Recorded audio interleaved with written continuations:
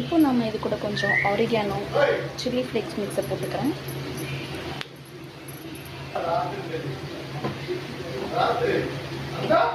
அது கூடவே Kashmiri red chilli powder, ஸ்பைஸ்க்காக தனி மிளகாய் பொடி மட்டும் போதும்.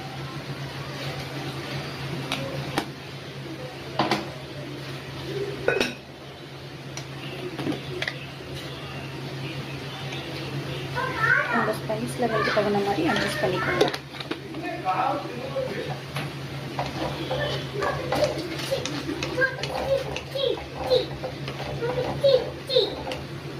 இது கூட நம்ம தேவையான சால்ட் போட்டுக்கலாம்.